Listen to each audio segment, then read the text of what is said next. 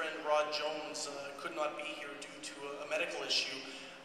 To give you insight on South Africa, how it really transformed its contact center sector, because his message is great, and I'll try to do him justice in terms of discussing what's going on today in that country. Certainly, it's seen as a premium location for English-speaking support, and it's seen also to have a great degree of capacity. I mean, there's a lot of people in South Africa, with a population of 40 million, and they really developed a strong sector down there.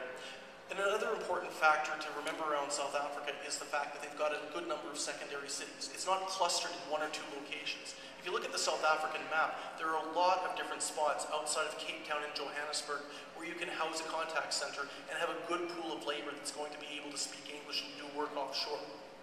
Some of the concerns, though, around South Africa we hear are about the domestic market with regards to wage inflation, and the fact that it is getting to be a bit of an overheated, oversaturated market.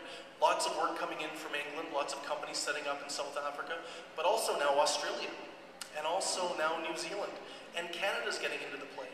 So when you see this type of enthusiasm, the logic is that for the good quality people who can do the work for offshore, it's going to be a little more expensive to hire them on. And as well, some of the concerns that we're hearing, especially since the last presidential election, relate to a little more restrictive policies around the labor market, as well as business licensing. And these things could emerge to be of significant concern for contact center operators who are coming in from offshore into the South African market, that they might not have the same freedom to do business as they might have had several years ago. Now, the next market I'm going to talk about is certainly the one I think that I get the most inquiries about right now, and certainly over the past couple of years. And that market is China.